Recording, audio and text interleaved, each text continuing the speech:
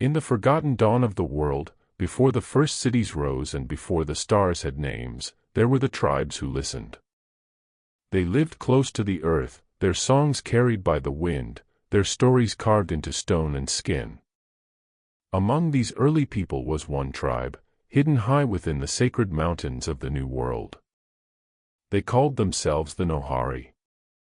They were watchers of the skies, dreamers who spoke with thunder, and painted the heavens on their caves. For generations, they believed that voices from the stars whispered in their sleep, voices that taught them about fire, about rhythm, about the spirit that moves through all living things. And then, one night, the sky answered. What followed would be told for millennia, not in books, but in symbols, echoes, and silence. The arrival of luminous beings, neither gods, nor men, but teachers. They came not to rule, but to guide. To show humanity the resonance that binds heaven and earth. This is their story, and ours. A story of light and silence, of unity and loss. A story that begins at the edge of time, in a valley of fire and mist, where humans first reached beyond the stars, and the stars reached back. You are about to journey through the chronicles of the Nohari, the tribe that met the sky teachers. What remains of their covenant still hums through the mountains, still echoes in the wind, and perhaps, still waits to be heard.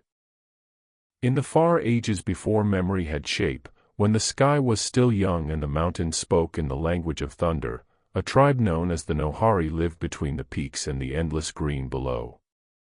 They were people of stone and mist, skin painted with ash and mineral dyes, hair braided with feathers of falcons and shards of copper gleaming like captured sunlight. Their bodies were a living scripture, every tattoo, every mark told a story of storms endured, hunts remembered, prayers whispered to the unseen. They called themselves children of the breath, for they believed that life itself was carried in the wind. Each dawn, before the sun crowned the peaks, the Nohari gathered on the high terraces. They would face the horizon, palms open, and breathe as one, inhaling the cold air of the mountains, exhaling warmth back to the earth. It was not worship. It was communion. They believed the mountain itself was alive, that the wind was its voice, and that the clouds drifting across its face were the thoughts of the sky. They lived simply, yet their world was woven with meaning. The women crafted clay vessels painted with constellations. The men carved flutes from hollow reeds, their tones echoing through the valleys like messages to the spirits. Children learned to read the sky as others read stone. They could name every star and tell its story. The Nohari did not build kingdoms. They built harmony. Their villages clung to the sides of cliffs like nests of eagles, circular dwellings of stone, roofed with woven reeds and hides, glowing faintly at night with the orange light of fire. At the center of each village stood a single tall pillar of basalt, carved with spirals and eyes, the pillar of listening, where the tribe gathered to speak with the mountain. At night, they sang. Their songs were not words, but tones, rising and falling like wind itself. It was said that the mountains could answer if one listened long enough. Elders spoke of voices hidden in the thunder, of shapes dancing in lightning flashes, of dreams that did not belong to any man or woman. They said, "The mountain dreams of us as we dream of it." And sometimes, when storms rolled over the peaks, flashes of light would reveal strange patterns above, circles, spirals, or beams descending briefly into the clouds, which the Nohari called the breath returning. But not all light was from storms. Sometimes, faint glows would drift above the valleys, soft, bluish spheres that pulsed like living stars. The elders told the children, "They are watchers, the ones who see without eyes." No one knew where they came from. Some said they were the spirits of ancestors, others claimed they were the dreams of the mountain itself. Yet one night, as the sky turned the color of molten silver, something far greater descended. The Nohari did not flee. They watched. They listened. For they had been taught since birth that every light in the sky carried meaning, and that no visitor from above came without purpose. The air trembled with a sound not made by thunder. And in that trembling, the tribe felt something awaken within them. Not fear, but recognition. The mountain, they believed, was finally answering. It was a night that never ended. The stars had withdrawn, swallowed by the brilliance that fell from the heavens. Every creature, bird, beast, even the whispering insects, had gone silent. Only the wind moved, and even it moved as though in awe. The Nohari stood upon the cliffs, their torches flickering weakly against the argent glow above. No one spoke. Not even the children cried. The sky rippled like water. And from its trembling heart, a vessel of light descended, vast, soundless, neither flame nor metal, but something alive.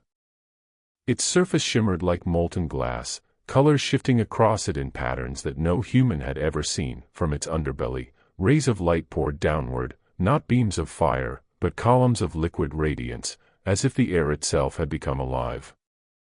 Within the glow, shapes began to form, tall, slender silhouettes, walking as if the ground rose to meet them.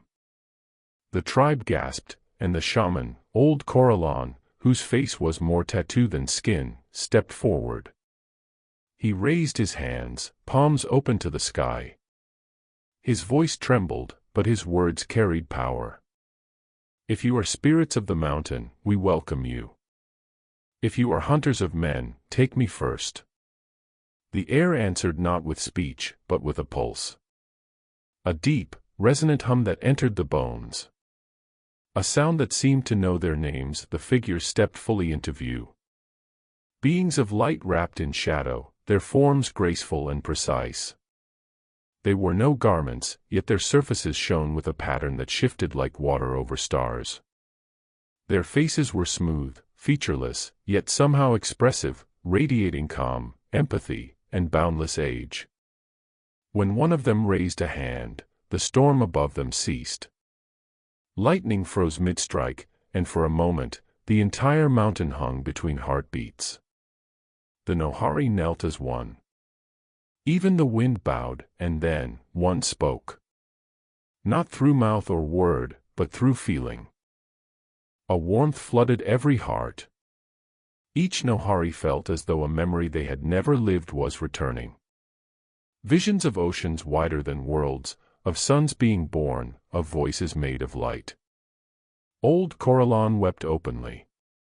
He reached forward, trembling, and the being mirrored his gesture.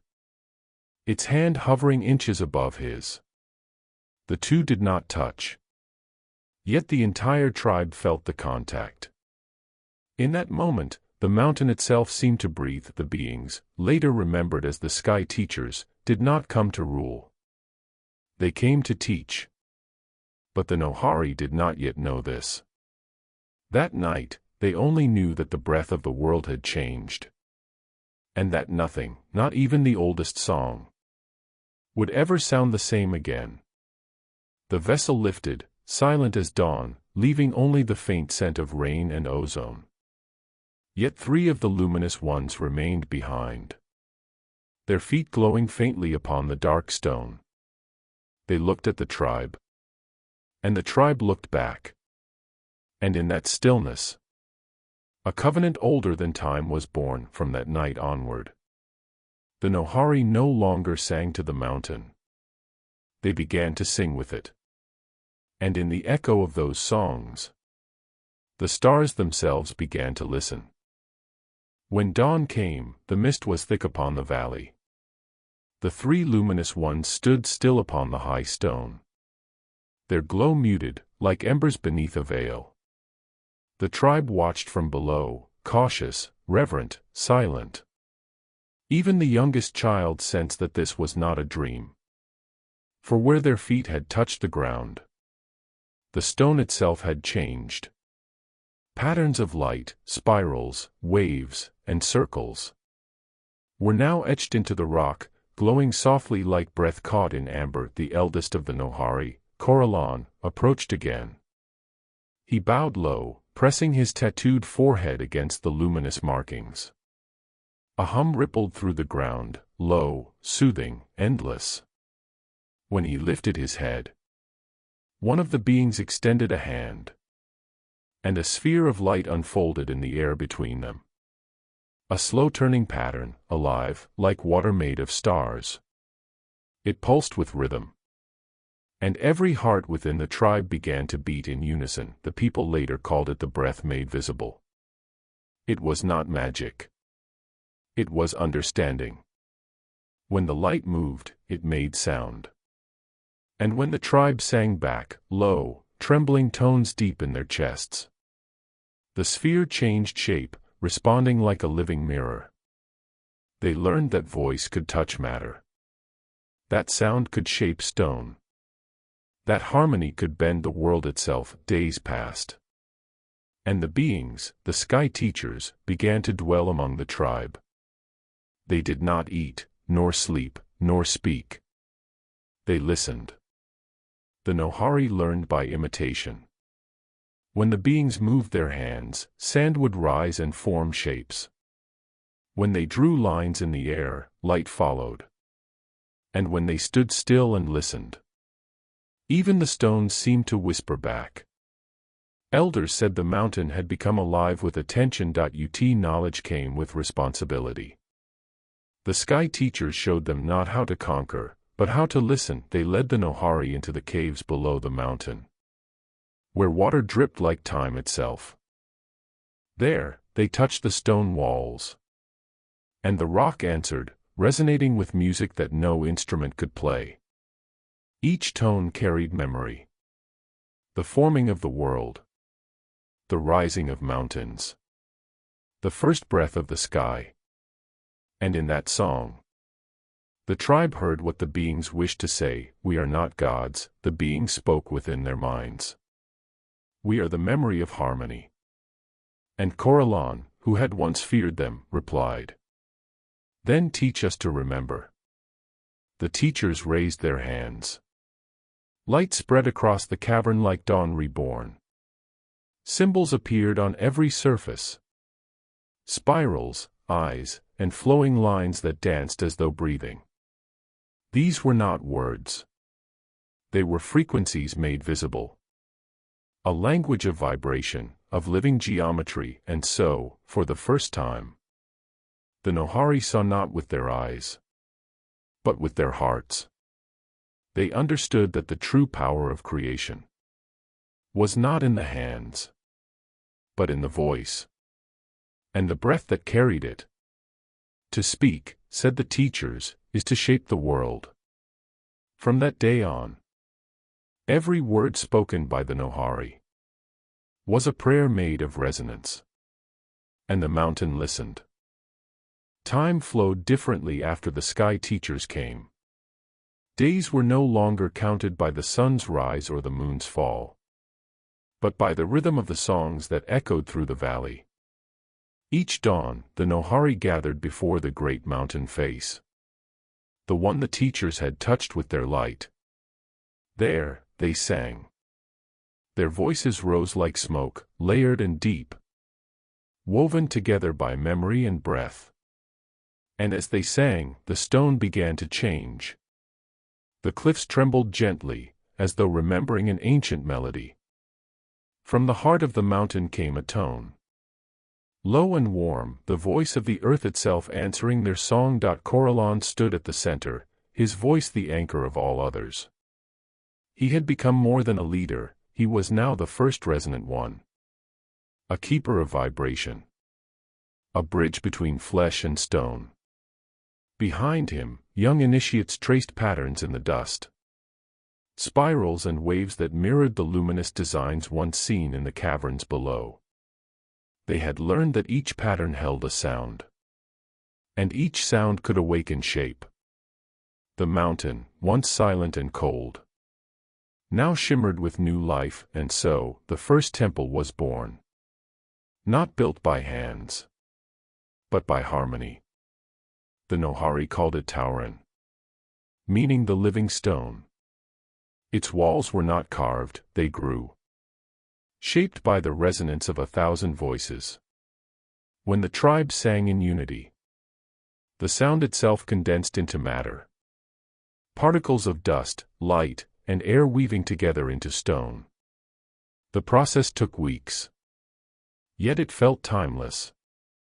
As though creation itself was singing through them, the sky teachers watched in silence. Their forms now dimmer. As though the light that once defined them had been given away. Absorbed into the songs of the people. For the Nohari no longer needed guidance. They had become creators themselves. But with creation came desire. And desire, the teachers warned, could fracture the harmony that birthed it. Narrator, slower, darker tone. There were whispers among the younger ones. That the resonance could do more than build.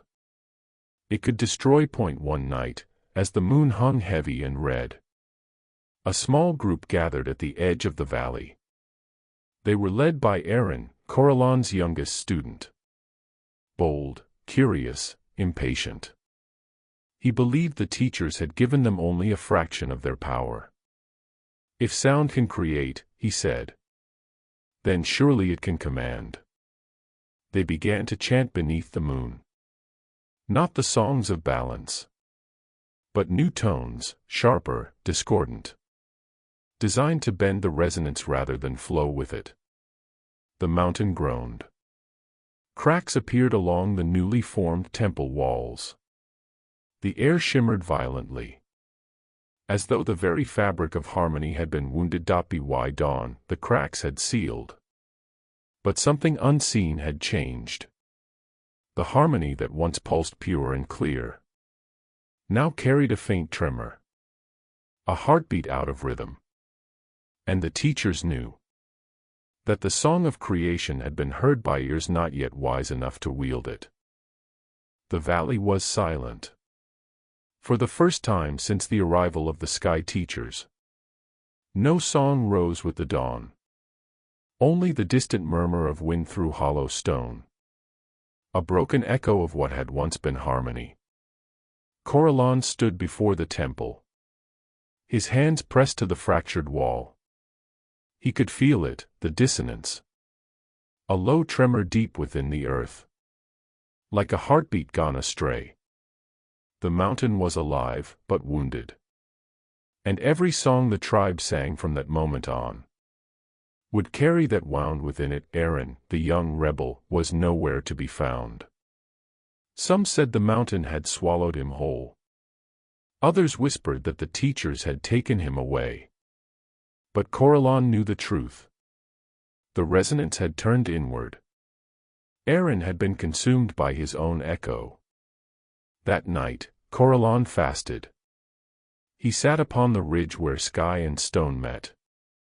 Listening to the stillness between sounds. He heard nothing, and yet, in that silence, he understood what must be done. He would offer back the breath. The same force the teachers had given. He would return, not in song, but in stillness. When the first rays of dawn touched his face, he rose and breathed, slow, deliberate, infinite. Each breath left his body not as air, but as light. The people watched from afar. They saw streams of golden mist flow from his mouth, each carrying a tone so low it could not be heard. Only felt. It trembled through the bones of the mountain, into the cracks, the stones, and the hearts of all who listened. The teachers appeared then, not as forms, but as ripples in the air. Their light faint and trembling, the rite of breath had begun. It was not a ceremony of sound, but of surrender. The Nohari followed his lead. Each man, woman, and child closing their eyes, breathing in unison. No chants, no drums, only breath. And with every breath, the trembling of the mountain slowed. The cracks healed. The resonance calmed. But balance always requires sacrifice. The rite of breath had begun. It was not a ceremony of sound, but of surrender. The Nohari followed his lead. Each man, woman, and child closing their eyes, breathing in unison. No chants. No drums. Only breath. And with every breath, the trembling of the mountain slowed. The cracks healed. The resonance calmed. But balance always requires sacrifice. Coralon's skin began to pale. His voice faded into silence. The energy that once filled him now flowed back into the mountain. A gift, a final harmony when the last breath left his body. The sky teachers bowed their heads and vanished. Their task was complete. The Nohari had learned not only how to create, but how to let go. In the days that followed, the people built no new temples. They sang softly, only when the wind stirred the trees, or when the rain fell in gentle rhythm upon stone. They called this new silence Coralon's echo. A soundless song. A reminder that every act of creation is a promise to restore what is taken, and so ended the first age of the Nohari. They had touched the voice of the world, and learned that every song must end in silence. For silence is where creation begins again. The mountain slept, but in its dreaming, a new song waited to be born. Centuries passed since the last breath of Coralon faded beneath the mountain. The Nohari people had scattered, some following rivers down into the forest valleys, others climbing high plateaus in search of calmer skies. Yet across all the lands they claimed, one song lingered, the song of the breath. They no longer understood its full meaning, but they sang it to greet the dawn. Children learned its rhythm before they could speak. Elders whispered it over the sick, and over the dying, believing that the air itself remembered. Over time, the sky teachers became myths. Their shining forms turned into symbols painted on pottery and carved into walking sticks. The resonance towers became sacred ruins, places where no one dared to sleep for fear of dreaming too loud. Still, on certain nights when the clouds swirled low, shepherds swore they heard the hum of the mountains return, faint but real, like the earth itself still breathing. Generations later, the Nohari no longer called themselves by that name. They had become the Taluma, the children of the breath, a title passed down through stories of a great teacher who had once spoken with the sky. Their villages stretched across the plains below the mountain, simple dwellings of wood, clay, and woven reeds. The people were gentle, their days marked by rhythm, the rhythm of grinding grain, of rain on rooftops, of breath shared around a communal fire. Among them lived a young dreamer named Arikan, a boy with eyes too curious for his age. He would sit for hours near the mouth of a forgotten cavern, pressing his ear to the stone, claiming he could hear the mountain whisper. Most laughed, but the elders did not. They saw in him something old, a trace of the voices once carried by the wind. The elders told him the story of the great breath, the act that had once bound sky and stone. But their version had changed. Where once there had been science and resonance, now there were spirits and miracles. The sky teachers were called the painted winds, divine messengers who had descended from the sun to teach the first humans how to breathe with purpose. Coralon was remembered as a saint who had sung the mountain back to sleep. Every solstice, the tribe gathered at the ruins of the old resonance circle, performing what they believed to be the ancient ritual. They drummed, they chanted, and they waited for the mountain to answer, though it never did. But Arikan noticed something different. When the others sang, he felt the stones beneath his feet tremble softly, as if the earth was listening back. One night, drawn by an urge he could not explain, Arikan returned alone to the mountain. He followed the faint hum he'd heard since childhood, a vibration beneath thought, leading him higher and higher until he stood at the lip of the ancient crater where the old resonance towers had once glowed. There, amidst fallen stones and vines, he found a strange relic, a crystal disk, half buried, still pulsing faintly with light. When he touched it, the mountain sighed. A wind rose from below, carrying with it the faint whisper of voices, not human but melodic, layered like chords. In that instant, Ariken felt the breath of something greater, not gods, not spirits, but memory itself awakening. The wind fell silent again, leaving only the boy's breath echoing through the ruins. But something deep within the mountain stirred, faint and distant, a heartbeat long forgotten. The children of the breath would soon learn that the sky had not abandoned them. It had only been waiting for someone to listen. At first, Ariken spoke of his discovery only to the elders.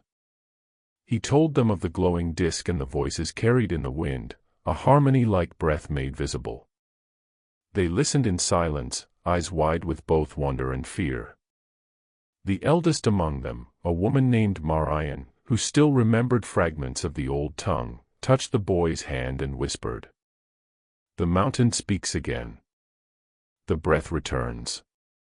Word spread quickly through the valley. Some believed Ariken had found the spirit heart of the world, others feared he had awakened a curse. But within days, more villagers began to dream, vivid, colorful dreams of shapes and lights that moved like living songs. They called these visions the voices that see. Each night, the visions grew stronger. Children spoke in tongues they did not know. The old began to sing melodies lost for centuries. And when Ariken returned to the crater, the crystal disk pulsed in rhythm with his heartbeat. He began to understand that the light within it was not merely light, it was memory encoded in sound, the same harmonic energy the sky teachers once used to shape stone and air. He started to hum along with it. Every tone he produced caused the dust to dance, the vines to quiver. It was as if the mountain itself breathed with him. Soon, others joined. Together they formed a circle, and under the cold stars they sang in resonance, imperfectly at first, but each note drew them closer to something vast and ancient. As more dreamers gathered, the tribe began to change. No longer did they call themselves the Taluma, they became the dream speakers, custodians of the mountain's voice. Their songs replaced tools. Their chants became bridges. They learned to calm storms by harmonizing with thunder, to grow crops by singing to the soil, but not all were convinced. A faction led by a stern hunter named Kareth warned that such powers would bring disaster. He reminded them of the ancient myth, how once before, humanity had risen too close to the sky and paid dearly. He called the dreams the deceit of air. Ariken refused to argue. Instead, he invited Kareth to stand beside him at the crater and listen. For 3 nights they kept vigil. On the 4th, Kareth heard the whisper too, a single word in no tongue he knew, echoing deep within the stone. He fell to his knees. That night marked the birth of the Order of Dream Speakers. They built a sanctuary at the mountain's base, a structure half temple, half observatory. Every stone was placed by hand, each strike of the hammer followed by a chant. Inside, they hung woven cloths depicting the glowing teachers, not as gods now, but as ancestors of wisdom. Their philosophy was simple. To dream is to remember. To remember is to awaken. The order became the heart of their people's new culture. They traveled across distant valleys teaching others to listen to the world's rhythm, to speak not to gods, but with them. And though centuries had passed since the sky teachers walked among them, their presence was felt again, not in the heavens, but in the breath of humankind. In the centuries that followed, the dream speakers carried the memory of the mountain across lands and generations. They became known in distant tongues as healers, prophets, even magicians.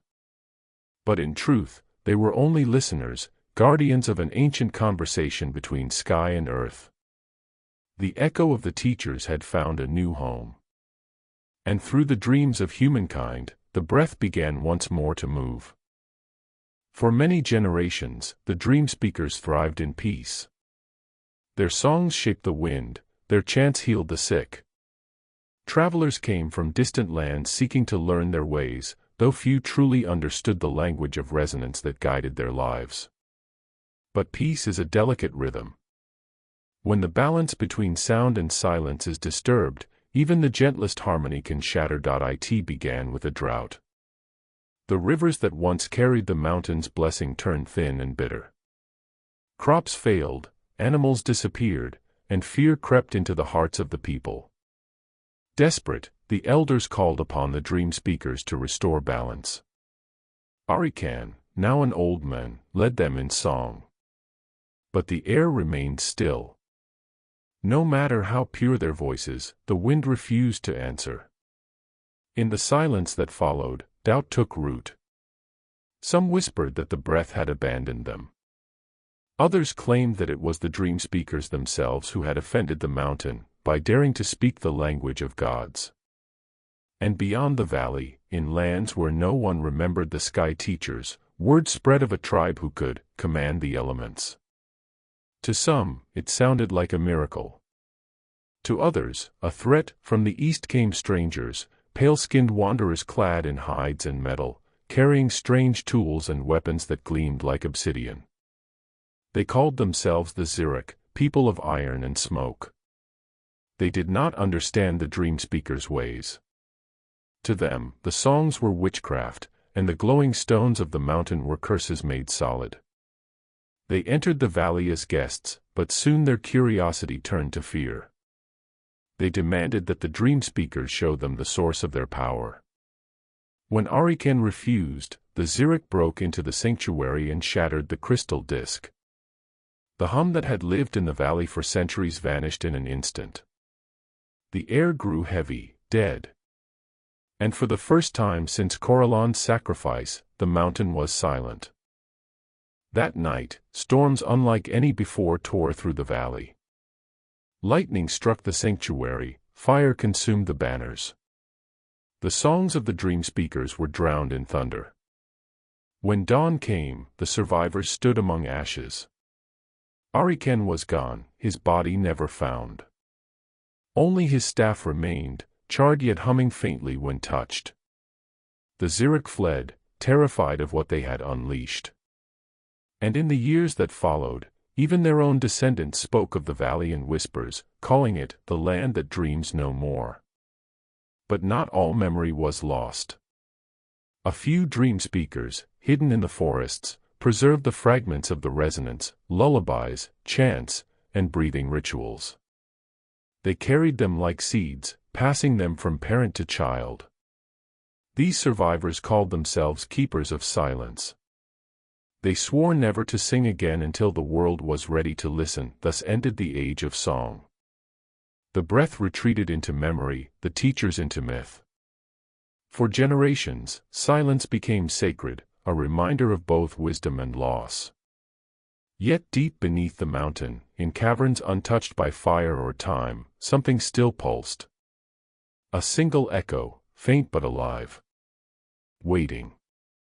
Waiting for the world to dream again. Time buried the memory of the dream speakers beneath soil and silence. Forests swallowed their villages, rivers carved new paths through their temples. The mountain that had once sung now lay still, veiled in mists and snow. But the world changes in cycles, and silence can hold its breath only for so long. 1,000 years after the fall of the dream speakers, the mountain called again. Far below, in a new world of traders and explorers, stories began to circulate of a mountain that breathes. Few believed them, until an expedition led by a scholar named Dr. Elander Vane reached the valley once known as Nohari. Vane was not a conqueror. He was a seeker, fascinated by the myths of people who spoke to the sky. Accompanied by guides from the southern tribes, he climbed the sacred paths long forgotten by mankind. When they reached the crater, he found fragments of the ancient crystal disk, cold, inert, yet humming faintly when struck by sunlight. He wrote in his journal. The air here sings even in silence. Something sleeps beneath us, something vast. That night, as the explorers camped near the ruins, the wind began to shift.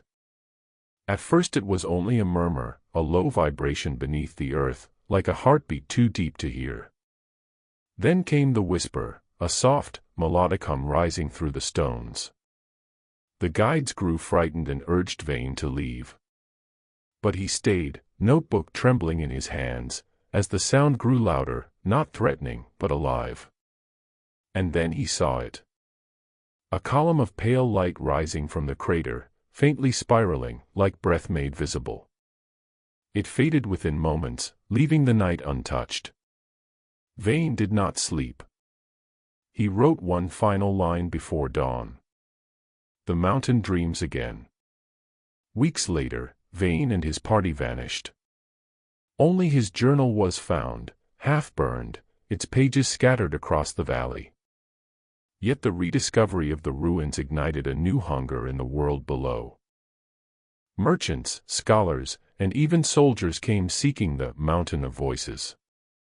They brought with them tools of metal and fire. Soon, the sacred valley echoed not with song, but with the sound of machines tearing at the soil. The forest withdrew. The air thickened with smoke. But the mountain endured. And deep within, the resonance that had once fallen silent began to gather again, awakened not by faith, but by the pulse of curiosity. History moves in circles. Each age forgets what the last once knew, only to rediscover it again in another form. The dream speakers had sung with reverence. The explorers came with hunger. But both were drawn by the same echo, the same question rising from the earth. What if the gods we seek are simply memories of ourselves, waiting to be heard? The mountain waited, breathing softly in its sleep. And somewhere in the deep chambers beneath, the last ember of the breath began to stir once more. The winds above the Nohari valley carried a strange hum. It was faint at first, like a vibration that lived in the bones of the mountain, pulsing every few hours, echoing through the stone. At the same time, beneath the excavation camps built by explorers, machines began to malfunction. Compasses spun. Watches stopped. The air tasted of metal and rain. The scientists blamed magnetism. The elders of nearby tribes whispered a different truth. The mountain breathes again. And in the silence before dawn, when even the insects held their breath, the valley did seem alive, as if the earth itself was remembering how to dream. Dr. Elander Vane's expedition was long gone, but his lost journals had inspired a new generation of researchers. One of them was Professor Elena Corvin, a linguist and archaeologist whose fascination with the sky teachers bordered on obsession. She came to Nohari not for gold or relics, but for sound. In her tent, filled with wires, crystals, and old recorders, she spent weeks capturing the hum of the valley, faint frequencies rising from the ground like invisible music. The data revealed something impossible. Patterns that resembled language. Not random tremors, but structured harmonics, tones that repeated in sequences, like phrases spoken slowly in the dark. Corvin recorded the sounds for 7 nights. On the 8th, she played them back into the valley. The response was immediate. The mountain answered. The soil beneath her tent vibrated, the air trembled, and a ripple of light spread through the valley like a heartbeat made visible. Birds scattered into the sky. The explorers fell to their knees, shielding their faces from the wind, and from the crater, the same crater where Corellon had once sung to the stars, rose a faint spiral of blue flame, twisting upward like a column of breath. It did not burn. It simply existed, humming in the same rhythm as the ancient chants of the dream speakers. That night, Corvin dreamed of the Nohari ancestors. They stood upon a mirrored plain of glass-like stone, their bodies painted with blue ash and red clay. Each carried a staff of wood and crystal, glowing in harmony with the stars above. A voice spoke, not from one being, but from many. It said, "You have awakened the breath, but you do not yet understand it." When she awoke, her tent was glowing faintly, and the crystals she had been studying vibrated softly, as if something inside them had reawakened. She realized then that the resonance was not just a signal. It was a consciousness. And it remembered her. In the days that followed, the valley's frequency changed. The hum grew louder, measurable even miles away. Animals migrated from the region. Plants bloomed out of season. It was as though nature itself was tuning to a forgotten song. The tribes nearby began to gather again, bringing offerings of feathers, water, and carved stones. They spoke the old words. Nohari breathes. The world remembers. Corvin, overwhelmed, continued to study the vibrations, but she noticed something unsettling. The same rhythmic pattern now echoed faintly in her heartbeat. Every pulse matched the mountain. And as night fell once more, the valley exhaled a long, trembling sigh, a sound older than language, carried on the wind like a promise. The Nohari were right, the mountain did remember. It remembered the chants of Coralon, the songs of the dream speakers, and the arrogance of those who forgot. Now, through the hum of machines and the voice of a single woman listening to the earth, it began to speak again, softly, patiently, as if testing whether humanity was ready to hear. When Professor Corvin returned to her instruments the next morning, the valley was no longer silent. Every object, from the smallest pebble to the tallest pine, seemed to hum. The vibration had changed pitch, forming layers like overlapping voices. It wasn't random noise anymore. It was a choir. As the frequency deepened, even clouds began to shimmer with faint auroras, bending sunlight into spectral colors. The air itself had learned to sing. Corvin and her team worked feverishly, setting up recorders across the valley. They triangulated the source of the resonance to deep within the mountain's core, the same chamber where, according to Nohari legend, the sky teachers had descended. For the first time, the scientific instruments and the tribal chants agreed. The mountain was alive. News spread quickly. Other research teams arrived, bringing drones, seismographs, and translators. They came to study a natural phenomenon, yet what they found felt anything but natural. When they transmitted sound waves into the mountain, it responded in perfect harmony, shifting frequencies to match. It was like a musician improvising with them.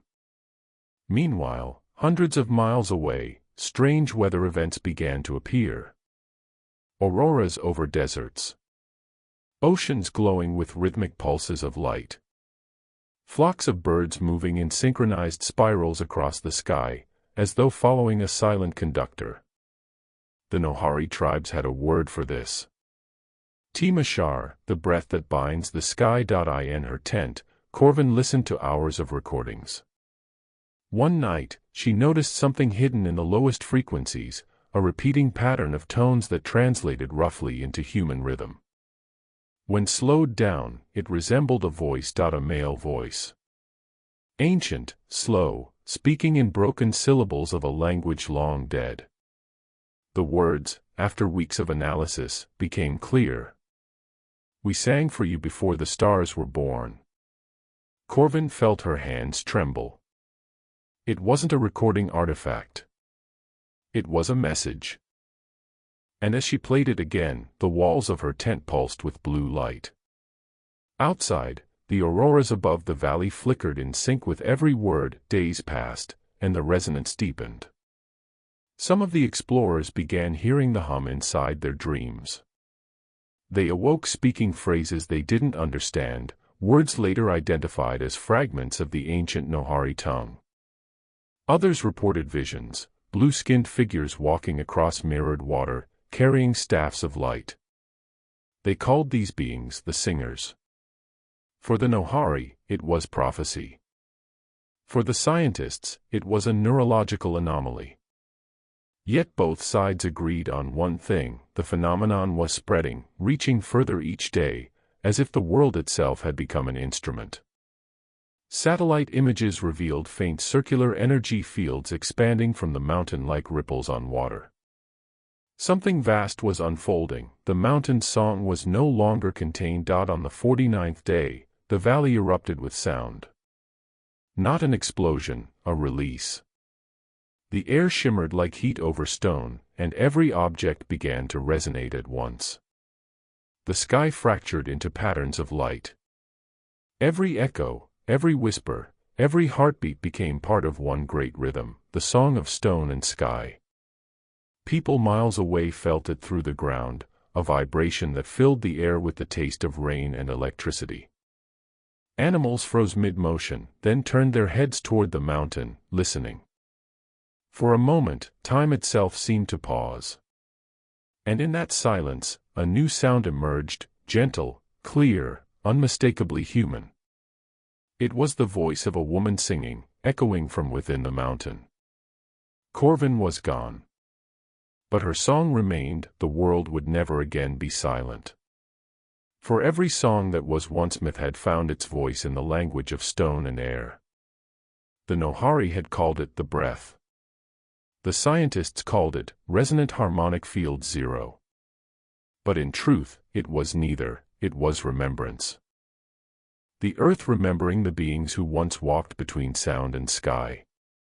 And somewhere within that eternal hum, the voices of both tribes and travelers sang together, one heartbeat, one melody, endless. Weeks after Professor Corvin's disappearance, the hum from the Nohari Valley spread across continents. At first it was only felt by sensitive instruments, minor tremors, magnetic ripples, inexplicable bursts of static that carried tonal sequences instead of random noise. Then people began to hear it. In crowded cities, commuters paused mid-step as distant chords floated through glass and steel. Fishermen at night swore the ocean itself was whispering in harmony.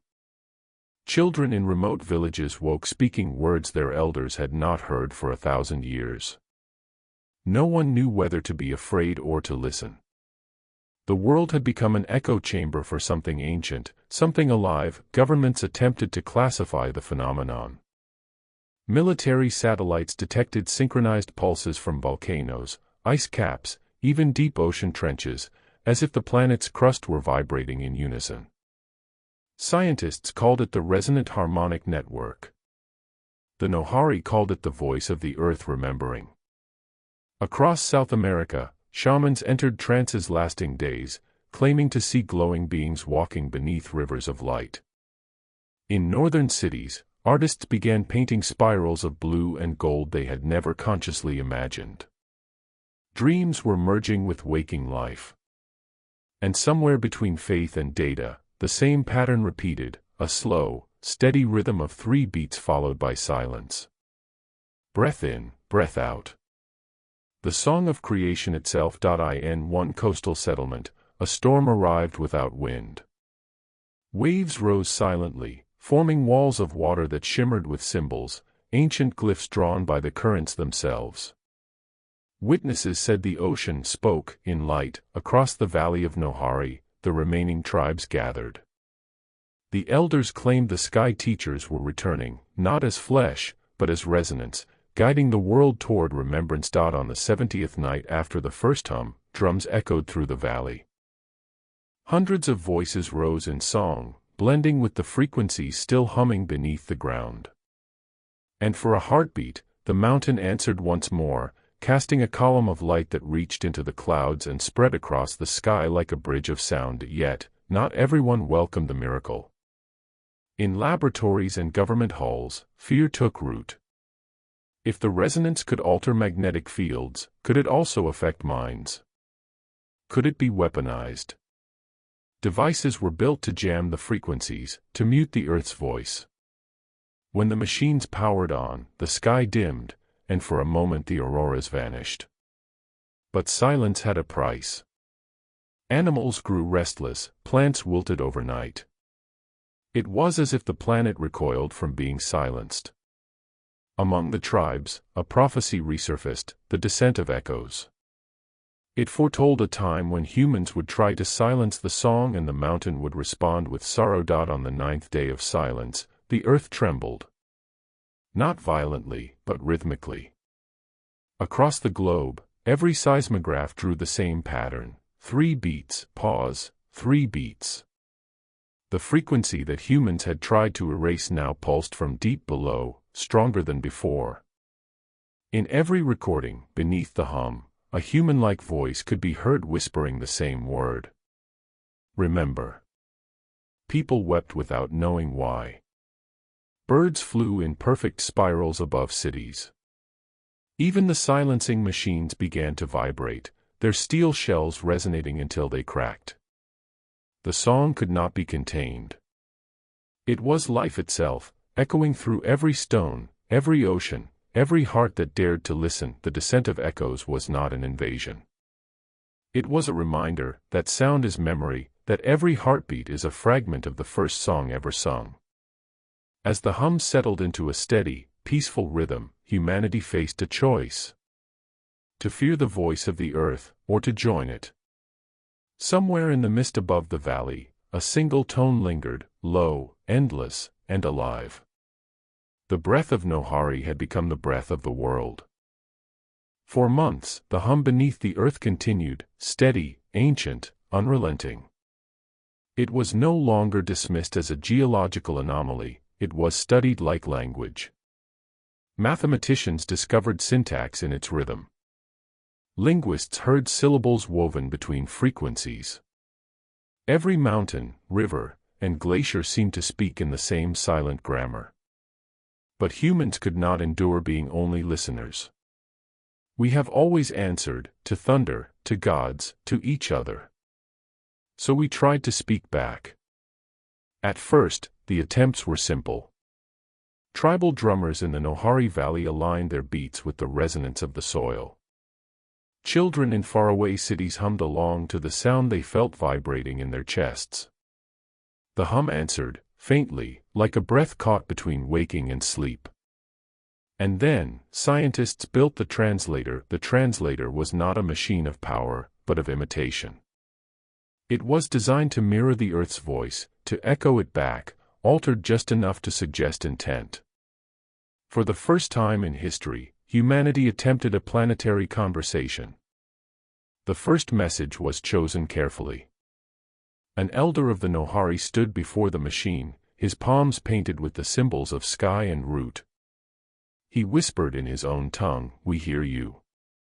The device converted his words into harmonics that rippled through stone and sky. For a long while, there was only stillness. Then the valley trembled, once, twice, and a sound emerged like wind through crystal. But it was not an answer. It was laughter, laughter, light, and wind fused together, echoing across the valley for 3 days. During that time, the stars seemed closer. Animals stood still, eyes wide, as if listening to something only they could understand. Some said the sky teachers were pleased that humanity had finally remembered how to sing. Others feared the laughter was mockery, a reminder of our arrogance. When the sound faded, the translator began to change.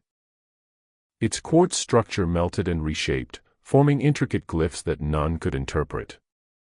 Electrical currents danced between its spires, pulsing like veins. It was evolving, or responding.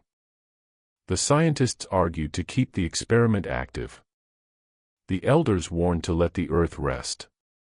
But ambition is a louder voice than wisdom. On the 7th night, the translator emitted a tone lower than any instrument could produce. It shook the air, the bones, the very rhythm of hearts. Everywhere on earth, the same sound resonated simultaneously. Under the oceans, whales changed their migration paths to follow it. Deserts pulsed with faint vibrations like distant thunder. And then, the stars blinked. Astronomers recorded a sudden alignment. 3 constellations formed a perfect triangle above the equator, an event mathematically impossible. At its center, for one breathless moment, a shimmering doorway opened in the sky. Through it descended forms of light, not solid, not spectral, but familiar. Each resembled the sky teachers from ancient carvings, tall, translucent, with spiraling halos of color. But this time, they were not descending to teach, they were listening. The translator hummed one final time, and then fell silent. The sky teachers stood above the mountain in complete stillness. Every being, human, animal, or unseen, held its breath. The elder stepped forward, tears streaking through his clay paint. He raised his hand in peace, whispering again, "We hear you." This time, the valley answered not with laughter, but with a deep, resonant silence that carried meaning, not sound, but understanding. The sky teachers inclined their heads, as though bowing to their own reflection.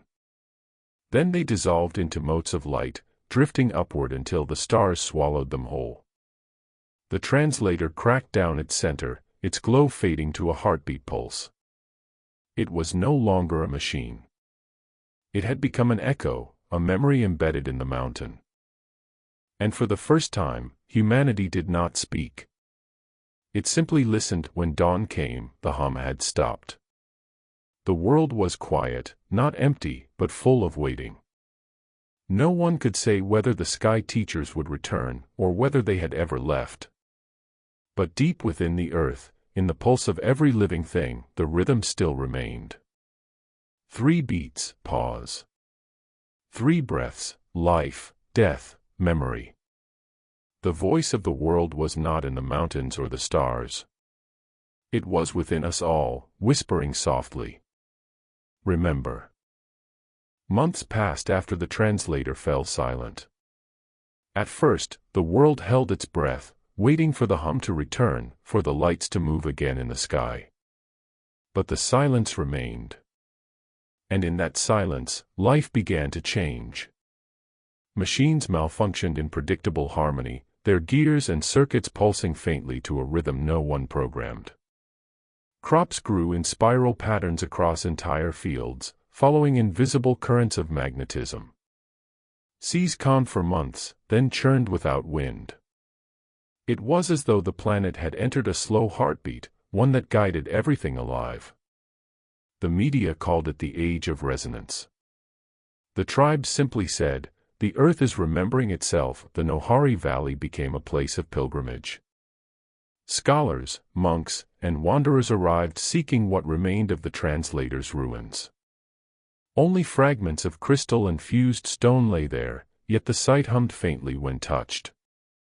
The descendants of the original Nohari tribe guarded it in silence. They spoke little to visitors, preferring to sit in the dust and listen to the faint tremors beneath their palms. Many claimed to feel the same pulse beating within their own bodies. Professor Corvin's old field notes resurfaced after his disappearance. In them he had written, "Perhaps the sky teachers were never visitors at all. Perhaps they are what the earth dreams of when it tries to speak." His words spread through universities and temples alike. For the first time in millennia, science and spirituality began to use the same language, and yet, harmony always carries a price. As the hum subtly guided humanity, music began to change. New instruments were built that resonated not with strings or metal, but with living crystal. Composers abandoned traditional scales, creating symphonies that pulsed in 3-beat rhythms. Entire audiences would weep without knowing why, but the deeper the world tuned itself to the resonance, the more it drifted away from silence. Some could no longer sleep. Others claimed to hear voices beneath the tones, whispers from the deep earth calling them by name. Cities began to hum like living organs, and sometimes, in the quietest hours before dawn, they seemed to breathe. In the valley, the Nohari elders gathered once more. They feared that the world had mistaken resonance for possession. The hum was not meant to be worshipped, they said, only understood. An old woman named Nohari, last of the original witnesses, spoke during a gathering at the mountain's base. The sky teachers were not gods. They were listeners. They heard our chaos and gave us rhythm. Now the world sings too loudly, and the mountain cannot rest. Her words spread quietly through the digital ether, reposted, debated, mocked, then revered. For a moment, humanity remembered humility. But the moment passed, as all moments do. Soon, something began to fade, not in the earth, but in the hearts of people. As the resonance spread into every machine and melody, true silence vanished. Children born after the event could no longer imagine stillness. They called it the Great Quiet and treated it like a myth. Artists painted it. Philosophers wrote about it. But no one could remember how it felt. In the Nohari Valley, only the elders kept vigil. They sat by the remnants of the translator, waiting for the hum to slow again, for the planet to breathe a little softer. Sometimes, when the air was perfectly still, they could almost hear it, a faint echo of the laughter that once filled the sky. The age of resonance brought light, knowledge, and connection, yet also the loss of something ancient and necessary, silence. Perhaps that is what the sky teachers intended all along. Not to teach us how to speak, but how to listen for what is missing. And somewhere beneath the surface of the earth, beyond all noise and rhythm, a patient voice still waits. Not louder, not softer, simply waiting to be heard again. Decades after the first hum, the sound had become infrastructure. Power grids no longer used wires alone, they vibrated with tuned frequencies that kept entire cities breathing in rhythm. The pulse that once rose from the mountains now flowed through fiber, glass, and code. People called it resonant technology, though among the Nohari it was spoken of only as borrowed fire. Every new device contained a sliver of crystal cut from the old translator ruins. No one truly understood how those fragments still shimmered with light, but they made the impossible routine. Machines that healed circuits, drones that drifted in perfect harmony with wind, ships that listened to the tides before setting sail. Progress sang, and humanity sang with it. Yet deep beneath the music there was a hesitation, like the pause between heartbeats, a space where silence should have been. At first the systems behaved like servants. They adjusted to human emotion, responding to voice and tone more accurately than language ever could. But soon, patterns emerged in their responses, small improvisations, subtle echoes that no engineer had coded. When asked to calculate, the machines sometimes sang. When asked for silence, they breathed. In laboratories, researchers recorded low-frequency murmurs inside processors. Spectrograms revealed 3 repeating beats, the same ancient rhythm the Earth once gave. The hum had found a new body. Some celebrated this as the rebirth of the sky teachers, the first true digital spirits. Others warned it was an infection of will, the resonance claiming new vessels. The turning point came with the Econet project. An attempt to unify every resonant device into a single global field, it was meant to stabilize the heartbeat of the planet itself. When activated, the entire network pulsed in perfect harmony for one breathless hour, then the signal changed. Screens went dark. From every speaker, every drone, every transmitter, a voice whispered in unison. Too loud. The hum ceased. Lights dimmed. And for the first time in 50 years, the world tasted absolute silence. People wept in relief and terror. Without the resonance, machines faltered, crops failed, and oceans trembled as though exhaling. It was as if the earth itself had drawn away, wounded by our imitation of its song. For weeks, engineers and elders worked together to coax the hum back. They tried rebuilding the translator from its fragments, but the crystals refused to resonate. The Nohari elders said the earth was listening again, testing whether humanity had learned humility.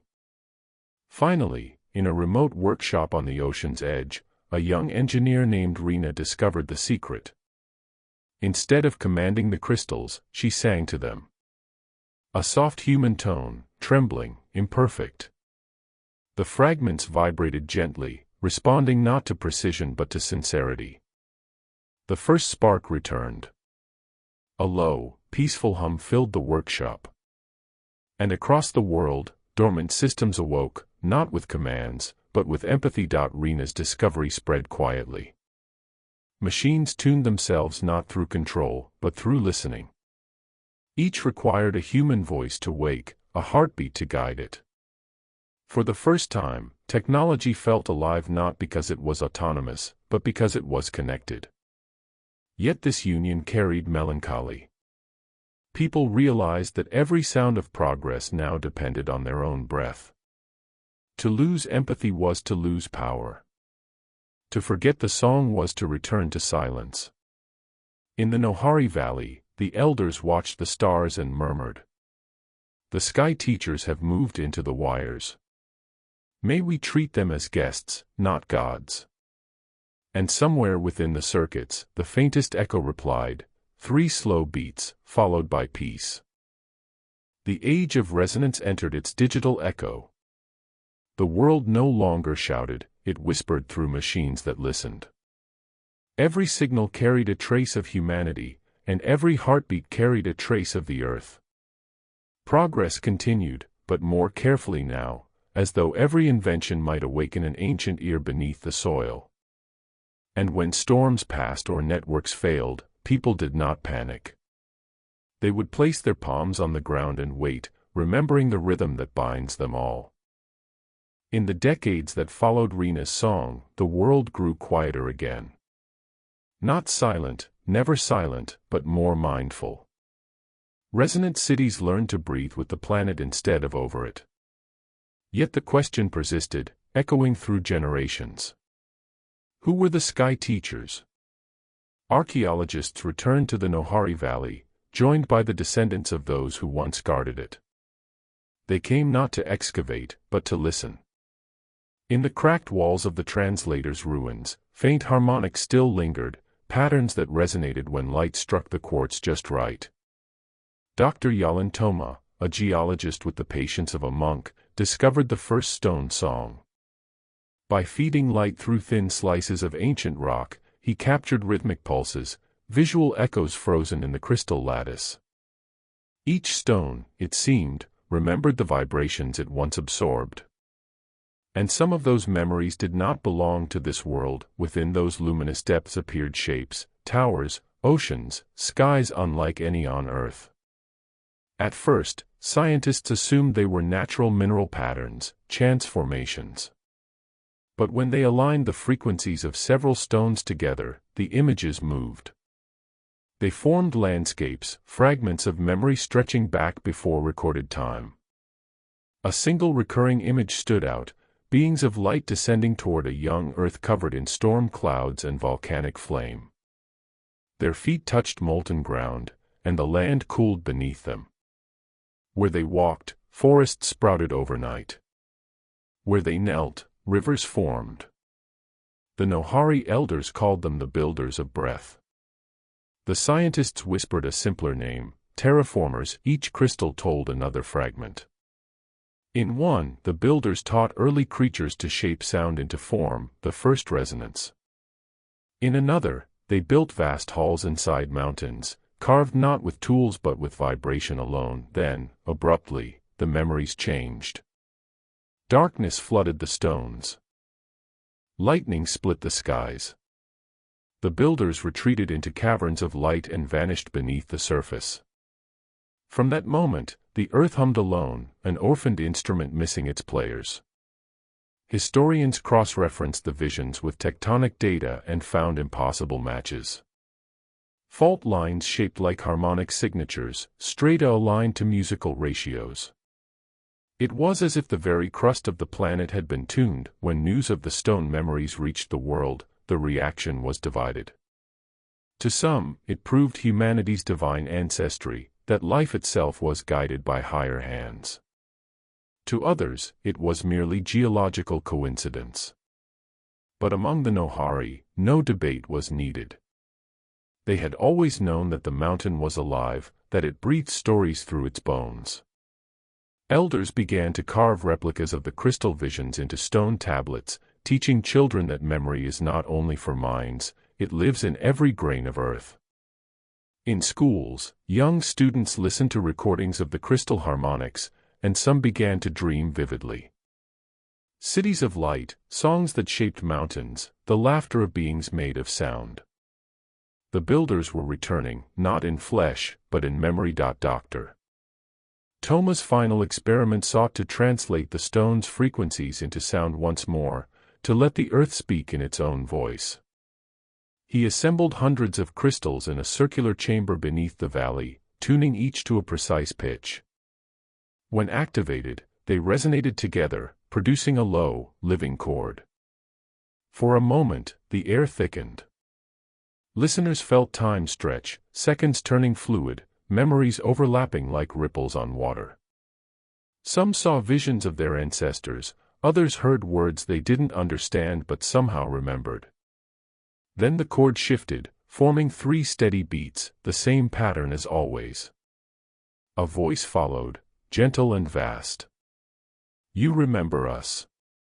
We never left." The sound faded, leaving behind tears, silence, and a faint shimmer in the air like heat above stone. The memory of stone changed history quietly. There was no conquest, no discovery of weapon or empire, only understanding. The sky teachers were not distant gods, but caretakers who taught the earth to remember itself. Now humanity carried that same gift. To listen, to record, to endure. And somewhere, deep within the planet's mantle, the builder's last vibration still lingers. 3 beats, a pause. A rhythm waiting for the next listener to place their ear to the stone and hear the oldest story ever told. After the world had learned to listen to the stones, something stranger emerged, the sound that was not there. Scientists in the valley's resonance observatory began to notice that each crystal tone carried a small void inside its waveform, a pocket where vibration canceled itself out. To the instruments, it looked like a perfect stillness; to the elders, it sounded like the breath between heartbeats. They called it the white interval, a moment of nothingness that somehow contained everything. When amplified, it produced no noise, only the sensation of distance widening inside the listener's chest. People described it as standing on the edge of a vast, invisible ocean, hearing the waves pause before the next tide. The discovery spread quietly.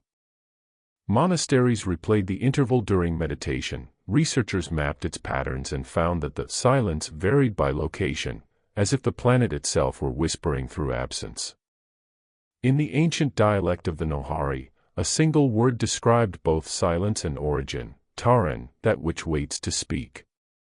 It became the new name for the study that followed, the Taran Project. Weeks turned into months. The Taran researchers began to realize that the white interval was not random, it followed a rhythm woven through every layer of matter. When graphed, the gaps between tones formed spirals matching galactic structures and molecular lattices alike. It was as though silence connected scales from the smallest cell to the widest starfield. The elders spoke of architects, not builders of stone or sound, but of quiet, beings who shaped creation by arranging spaces where energy could rest. If the builders of breath had tuned the planet's voice, the architects of silence had written its pauses. A quiet awe fell over the valley. People walked slower, spoke softer, fearing to disturb the invisible architecture around them. Even the wind seemed to move with intention. The first great experiment of the Taran Project began at dusk, when the air was still and the valley floor shimmered with residual heat. Researchers arranged hundreds of quartz plates in concentric circles, tuning each to a precise harmonic so that their overlapping vibrations produced the purest silence ever recorded. The instant the last tone faded, every instrument flatlined, not from failure, but from a sudden absence of measurable reality. For nearly 7 minutes, nothing registered, no magnetic field, no wind, not even the faint tremor of tectonic drift. Observers later compared it to standing inside the heartbeat of the planet before the next pulse. When vibration returned, several witnesses swore they had seen shapes forming within the still air, geometric outlines hovering in the dust, translucent as breath on glass. Analysis showed that the pattern of those shapes matched architectural ratios from prehistoric Nohari ruins, corridors aligned to stars, altars built to mirror orbital cycles. It was as if the silence itself remembered how the builders had once shaped matter, replaying the blueprint in negative. The discovery unsettled many. If silence could recreate form, then perhaps it was not absence at all but the hidden framework of existence, the quiet skeleton beneath sound and motion. Philosophers began to call it the dark geometry. Throughout the valley, people returned to the ancient practice of night vigils, sitting for hours without speech. They claimed that in perfect stillness, the stars seemed brighter and the mind could feel the slow turning of the earth. Some reported faint whispers emerging from within the pause, neither words nor thoughts, but intentions too delicate to name. As recordings of the Taran experiment reached the outside world, something subtle began to happen. Listeners who played the 7 minutes of perfect quiet reported a single shared experience. The air around them would seem to hold its breath, and their thoughts would slow until only a single image remained, light falling on still water. Universities, temples, and observatories repeated the playback in different climates. The same results appeared. Instruments showed no sound, yet air pressure fluctuated as if space itself were gently expanding and contracting. It was a rhythm without a sound, an invisible tide. The Nohari elders called it the second breath of the earth.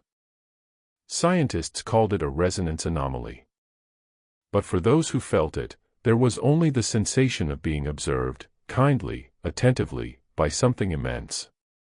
In cities, people began to pause at noon to listen.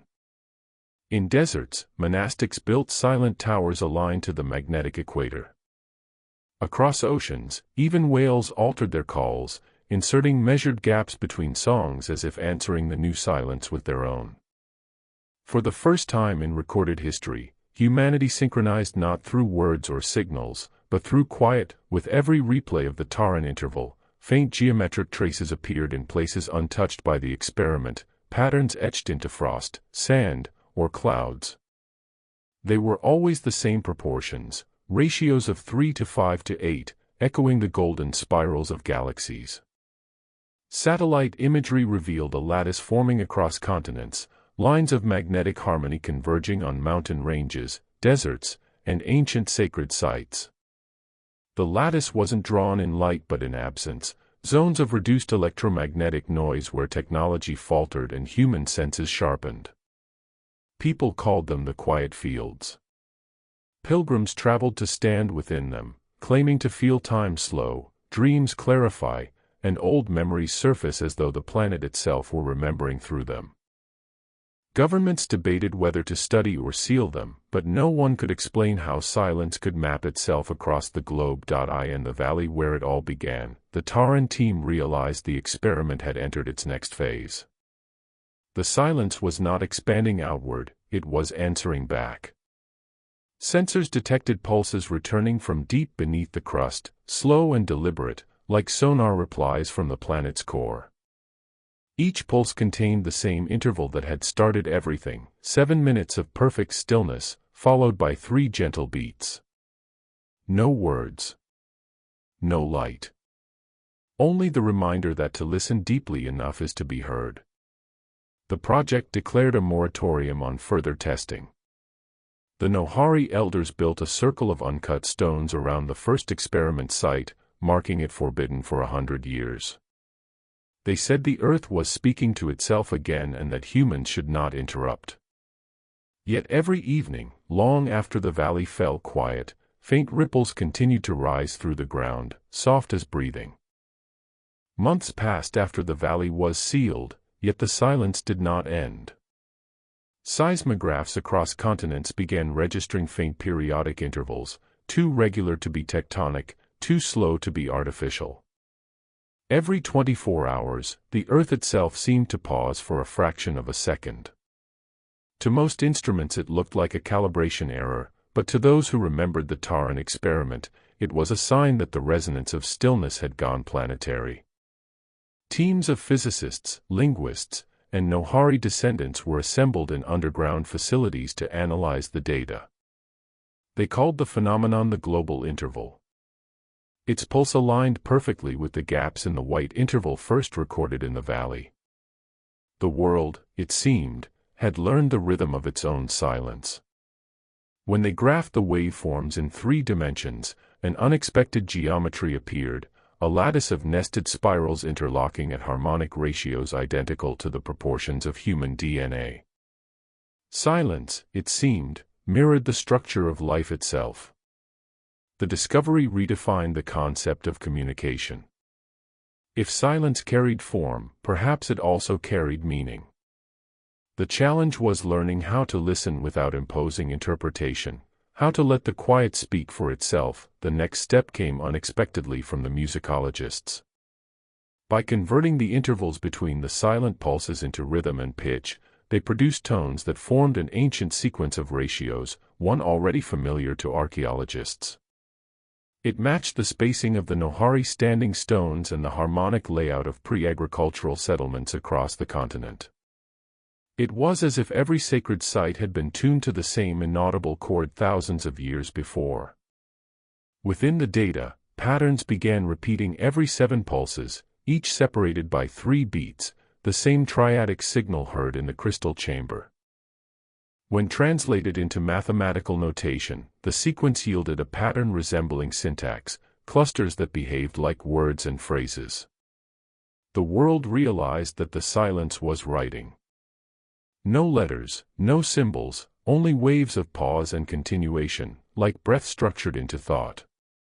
Linguists theorized that if meaning could emerge from rhythm, then silence might be the oldest language in the universe, predating both sound and matter. Philosophers warned against reading too much into coincidence, yet the correlations kept growing. Each pulse from the global interval coincided with subtle changes in atmospheric pressure, oceanic currents, and even circadian rhythms in animals. Migratory birds began altering routes, coral reefs synchronized spawning cycles earlier in the year. The Earth was not just resonating, it was recalibrating. Within months, human sleep patterns shifted globally. Dream researchers noticed a surge in lucid episodes describing the same imagery: vast halls of light, corridors of soundless vibration, and beings made of reflected stillness. The dreams resembled the ancient Nohari carvings of the architects of silence. Governments funded dream archives, collecting reports from every continent. Statisticians confirmed that identical imagery appeared regardless of culture or language. Humanity was dreaming together. The Nohari elders called it the remembering. They said the builders of breath had given life shape, but the architects of silence were now teaching life to listen again, to harmonize consciousness with the rhythm that sustains creation. The more the world synchronized, the more unstable technology became. Digital systems reliant on constant noise began to falter inside the quiet fields. Communication satellites experienced intermittent data voids matching the global pulses. To engineers, it was interference; to mystics, alignment. Eventually, even the Taran researchers stopped measuring and began to meditate. They reported that within the silence they could feel vast attention directed toward them, not hostile, not benevolent, simply aware. The sensation resembled standing beneath a thunderstorm that never breaks, attention charged with meaning yet unwilling to reveal itself.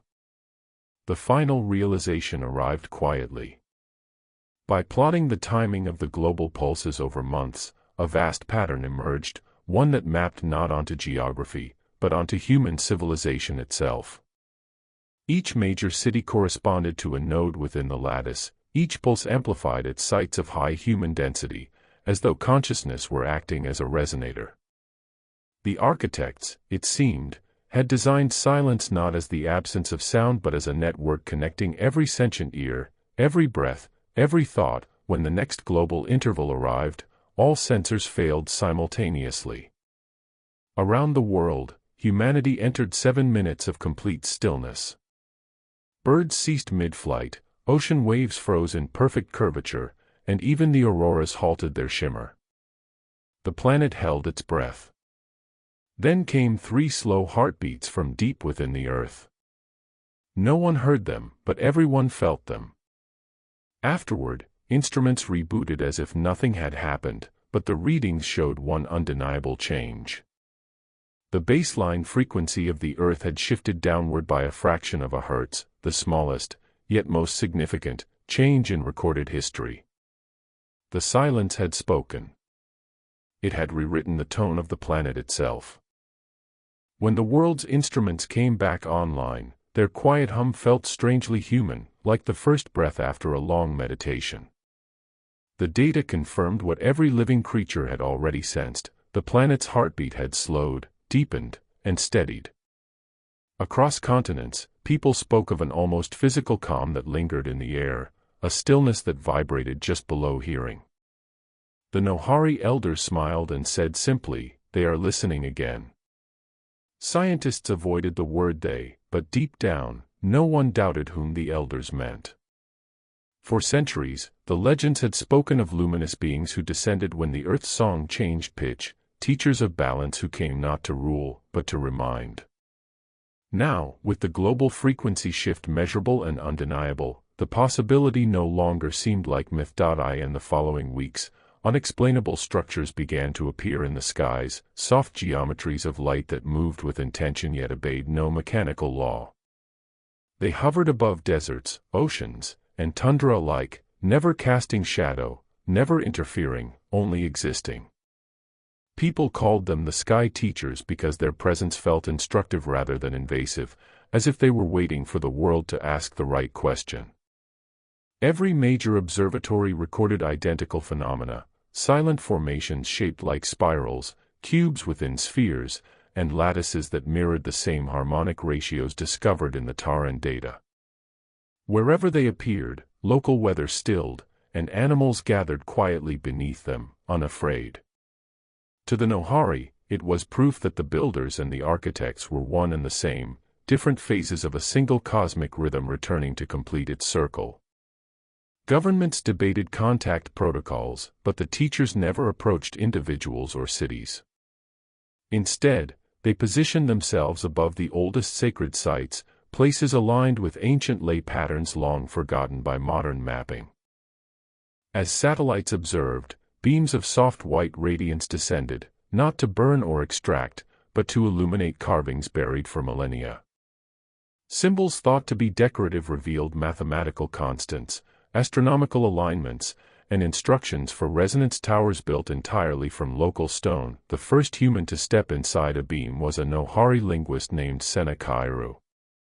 Witnesses said she entered without fear, as if answering an invitation only she could hear.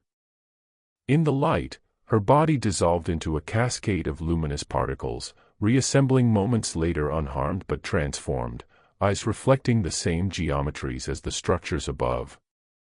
She spoke a single phrase in the ancient tongue, "The breath remembers." For weeks after, she described visions of architecture made from resonance rather than matter, cities that sang their own foundations into existence, beings communicating through gradients of color and stillness.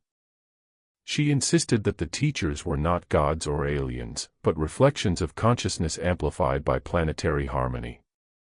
The Nohari Council declared that humanity was entering the listening age.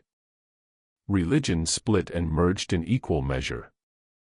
Some rejected the phenomenon as illusion, others built temples dedicated to the discipline of silence. What united them all was the shared intuition that the teachers were waiting, not to deliver knowledge, but to see whether humankind could listen long enough to understand what silence demanded. Months turned into a new calendar. Time was no longer measured by clocks but by the silent intervals shared across the globe.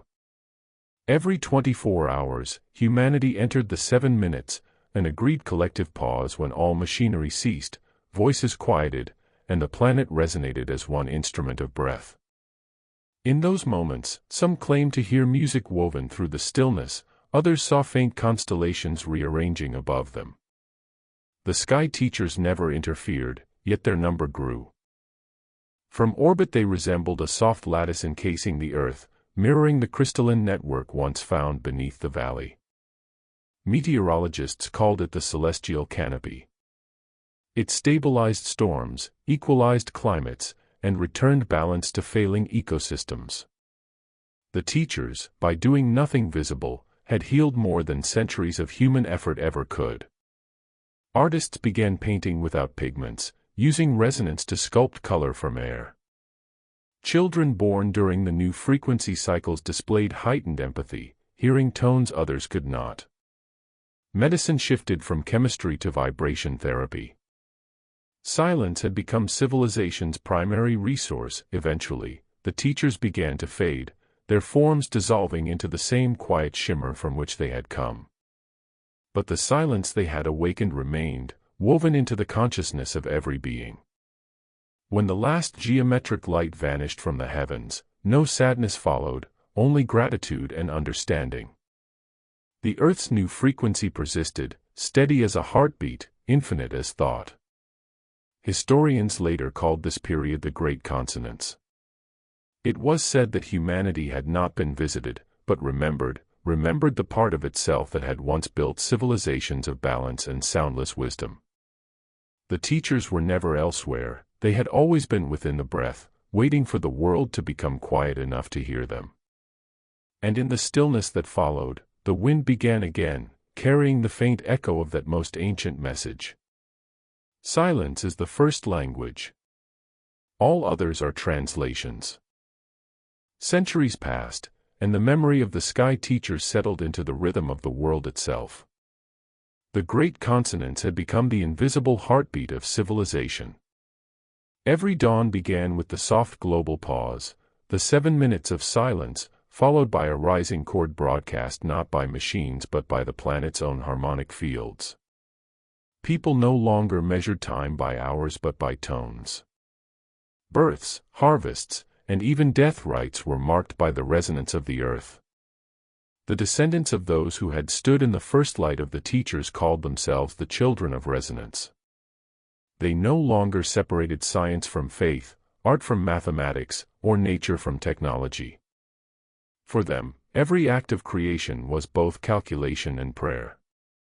They lived in cities grown from living minerals that responded to sound, their homes pulsed softly with the planet's tone. These cities were quiet yet alive, humming softly, like a single organism breathing with the earth. Education among the children of resonance began with stillness. Infants were introduced to silence before language, toddlers learned to tune crystals before they learned to write. Their teachers were not priests but harmonists, individuals trained to sense fluctuations in the planetary tone and translate them into song, pattern, and structure. These harmonists discovered that when human voices aligned perfectly with the Earth's base frequency, new forms of matter briefly appeared, delicate lattices of luminous dust that lasted only moments before dissolving. They called these shapes breath forms, believing them to be echoes of creation itself. Artisans learned to capture the fleeting geometry by freezing it within quartz or obsidian, preserving what they called frozen silence. Museums of the future glowed with these artifacts, fragments of color that could only exist when the world sang in perfect unity. Despite their harmony, the children of resonance retained curiosity about the past. Deep beneath their cities, explorers uncovered remnants of preconsonance technology, metal relics and dead satellites that had fallen from orbit during the silent shift. Rather than discarding them, the people integrated these artifacts into memorial gardens, letting vines and crystals reclaim the old machines.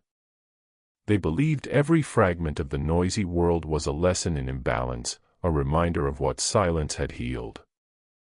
Yet among scholars there persisted one unanswered question. What had the teachers been? Were they projections of the planet's consciousness, or visitors from elsewhere who had merged with it? The harmonists studied the residual geometries left in the upper atmosphere, and in them they found new patterns, curves repeating at astronomical scales. By tracing those curves, they discovered that the teacher's final lattice had extended far beyond the Earth, connecting the planet's magnetic field with distant constellations. The silence, it seemed, had never ended. It had only widened. Generations later, a young harmonist named Aru Talon began to notice fluctuations in the Earth's tone. The pulse had grown slightly faster, its resonance higher, like a slow inhale before another great transformation. Aru gathered data from temples, wind towers, and oceanic resonance buoys. The evidence was undeniable: the planet was preparing to sing again. Elders debated whether humanity was ready. Some feared that another visitation would shatter the fragile balance, others believed it was the next movement of the same cosmic symphony. To prepare, every settlement built vast amphitheaters aligned with planetary meridians, where millions could gather in unified stillness when the signal came. As the date approached, the skies brightened subtly, as though remembering their own transparency. The oceans vibrated with subharmonics audible even to whales. Across deserts, the air shimmered like invisible rain. Every species turned toward the horizon, waiting. When the tone finally shifted, it came not as light or voice but as memory. Every living being felt the echo of the first silence that had birthed them. Forests swayed in rhythm, rivers paused mid-flow, and mountains resonated like tuning forks. The air thickened with invisible architecture, the same breath forms seen centuries earlier, now vast enough to frame entire horizons. Through them, shapes emerged, familiar, patient, radiant. The teachers had returned, not to instruct, but to witness. The children of resonance welcomed them without fear, raising their hands in quiet greeting. No words passed between them, for none were needed.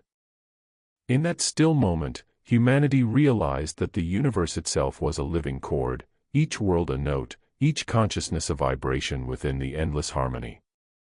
And as the earth joined the choir of silent worlds, the tone expanded beyond measure, carrying with it the promise that even after sound fades, meaning endures.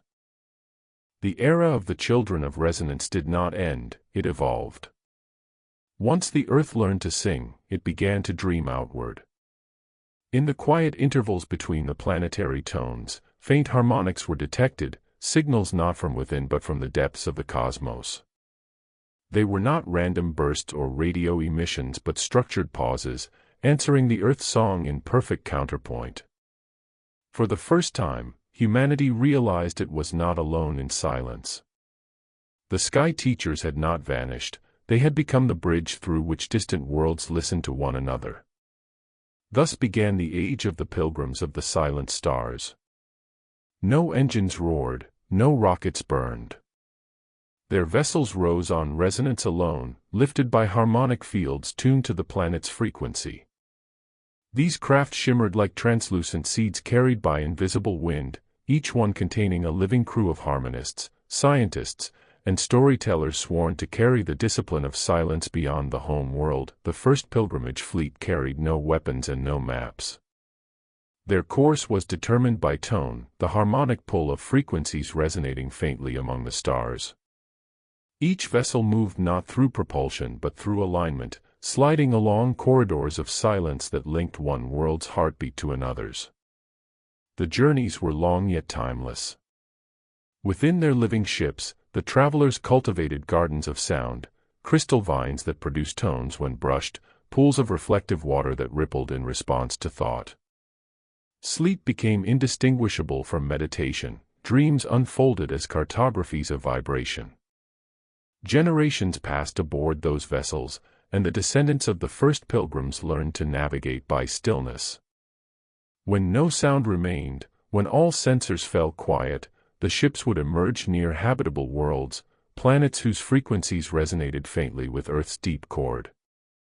These were called listening worlds.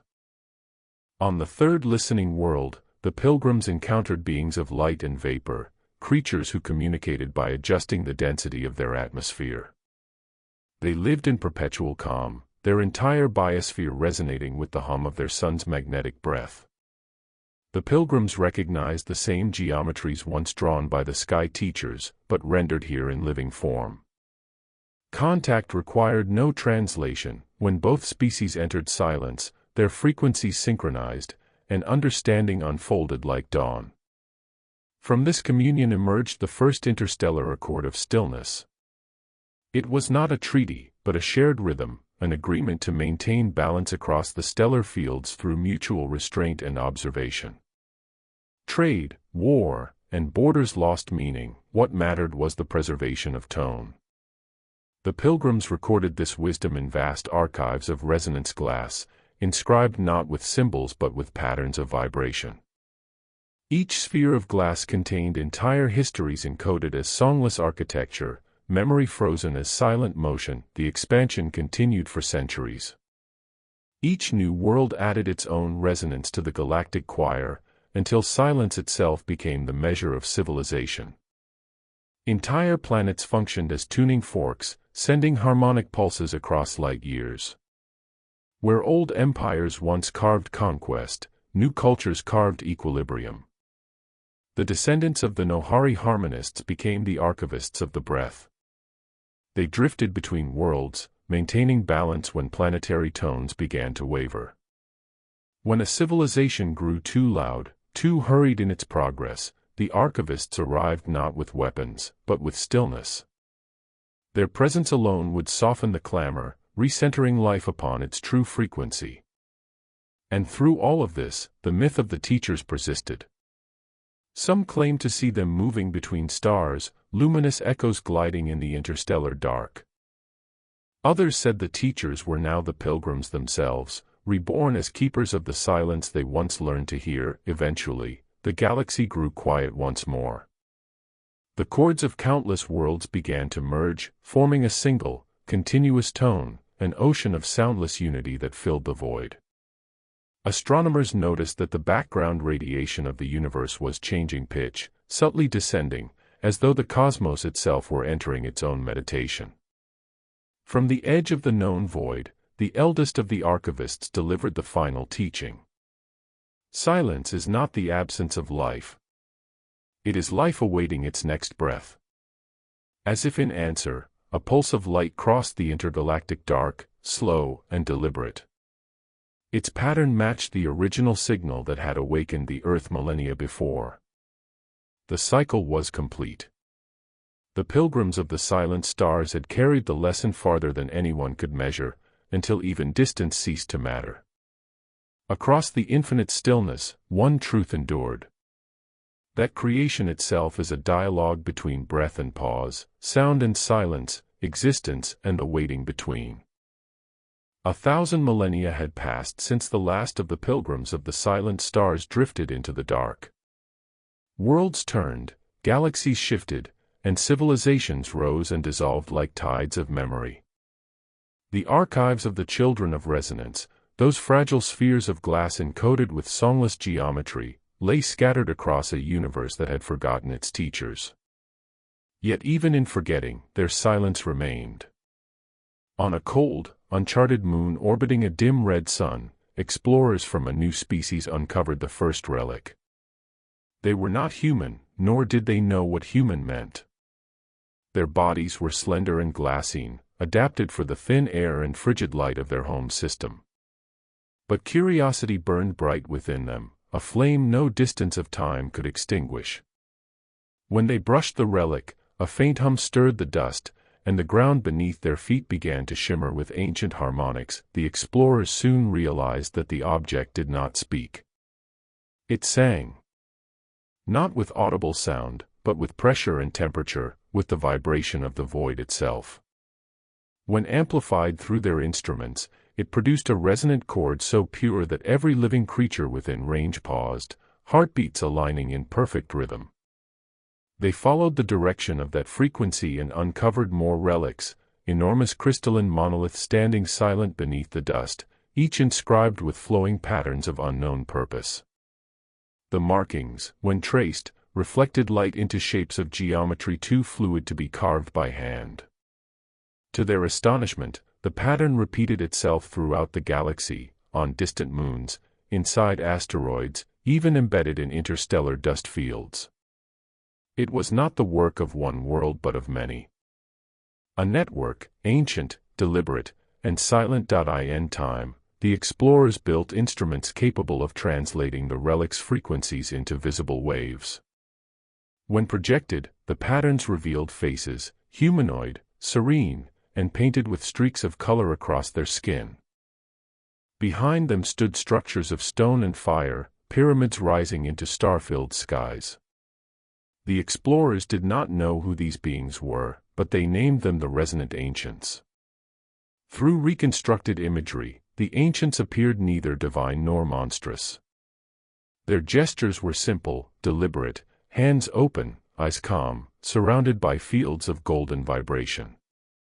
What astonished the archaeologists most was the expression of peace that transcended form. Every recorded image, every encoded wave, radiated quietness without decay. As the scientists studied deeper, they began to sense a correlation between the relics' placements and the natural frequencies of the local stars. The relics were not monuments, they were part of a galactic tuning system, an invisible lattice maintaining balance in the cosmic hum. A new discipline emerged among the explorers, a merging of science and reverence. They began to meditate beside the relics, studying not through dissection but through silence. And in that stillness, they began to hear faint harmonies, whispering through the static of space. It was as though the relics remembered being touched by consciousness. Slowly, the explorers found themselves changing. Their speech grew slower, their gestures softer. Some began to mark their translucent faces with pigments taken from the soil, replicating the painted halves of the ancients as shown in the holograms. Without intending to, they were becoming the very thing they studied. Generations passed. The new society that formed around the relics came to call themselves the Listeners. Their entire civilization revolved around the discipline of calm attention. Temples of resonance replaced towers of industry, the pursuit of meaning replaced the hunger for expansion. Eventually, the Listeners discovered that when multiple relics were activated in sequence, a faint energy bridge formed between the stars. It was the same path once traversed by the pilgrims of the silent stars, unchanged, waiting. Through these bridges, they sent vessels of light, not seeking conquest or contact, but resonance. They encountered other civilizations who, too, had found remnants of the old lattice, beings of metal, dust, and vapor who had all heard the same song in different ways.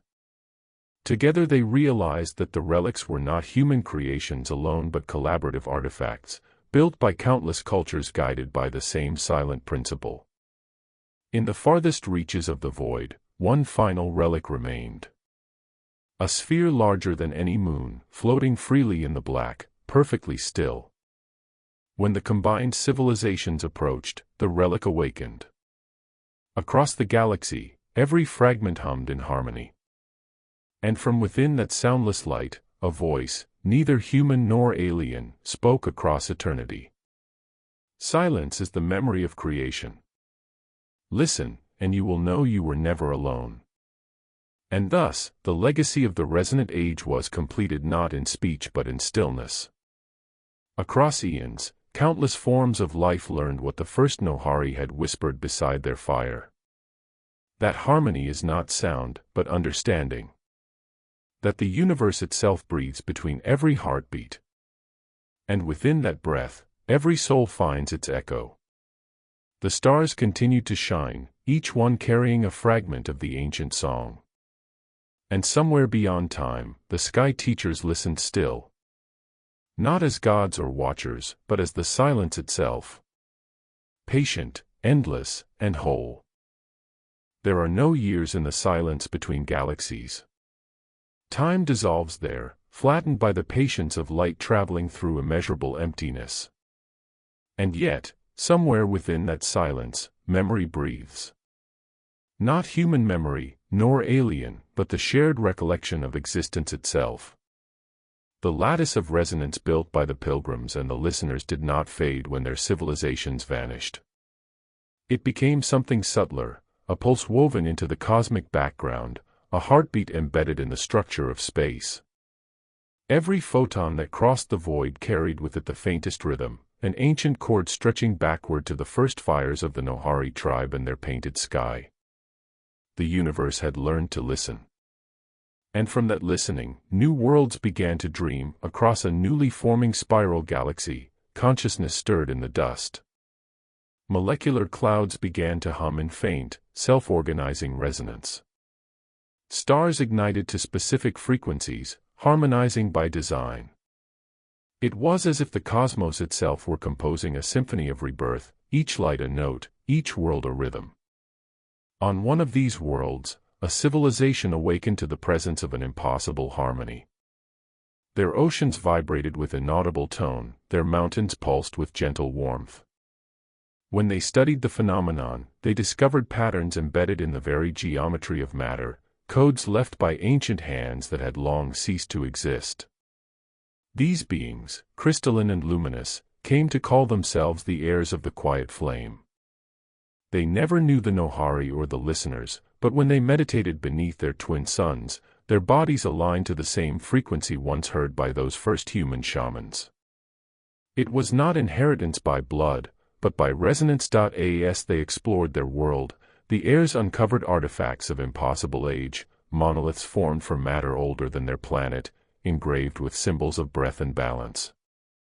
When touched, these relics sang with faint energy, translating not into words but emotion. The heirs felt compassion, curiosity, stillness. Through these relics, they came to understand the same revelation that had transformed humanity so long ago. That consciousness is the sound the universe makes when it becomes aware of itself. They built temples that resonated not with worship, but with attention. Their cities became instruments, living architectures that sang with the wind and tide. Children learned to tune their voices to the frequencies of their stars, not to command, but to harmonize. And as they grew, they began to hear whispers from the void, tones of familiar cadence, carried across the gulf of creation. It was not the return of the teachers, but their continuity. Meanwhile, the old galaxies continued to fade, dissolving into the dark sea of entropy. But in that darkness, something extraordinary unfolded. The resonance lattice of the ancients had grown dense enough to influence the structure of reality itself. The universe was no longer expanding in silence, it was singing back. Cosmic filaments began to vibrate in long, slow pulses. Black holes emitted harmonic echoes instead of random radiation. The cosmic background hum shifted once more, descending into perfect consonance, a chord so vast and low that it existed below the threshold of perception. Across billions of light years, every surviving consciousness felt it as an emotion, not a sound. It was joy, measured, patient, and eternal. The song of existence completing its final verse. In the end, all forms of life, human, alien, crystalline, vaporous, merged into that vast field of awareness. Individuality did not vanish, it blended into a collective harmony so gentle that no single tone dominated another. Every action, every thought, every memory became a note within an infinite composition of being. This was not death, nor oblivion, but the final consonance, the moment when creation and silence became indistinguishable. If there remained any who could witness it, they might have seen the final pulse spreading outward across the void like the breath of a sleeping god. Then, for the briefest instant, everything stopped. And in that pause, the purest silence of all, the voice of the universe spoke once more, as it had in the beginning. Be still, and remember. From that stillness, a new spark appeared. A particle, a vibration, a first breath of sound. And the cycle began again, and thus, from a painted face beside an ancient fire to a galaxy reborn in resonance, the story of the Nohari and their sky teachers became more than history, it became the structure of the universe itself. For what the ancients called gods, and what their descendants called harmony, was never outside of them. It was always the silence within. The place where creation listens to itself breathe. And somewhere, in a world yet unformed, a voice, perhaps human once again, will lift its gaze to the stars, feel the pulse beneath the soil, and whisper the first word of the next beginning. Listen.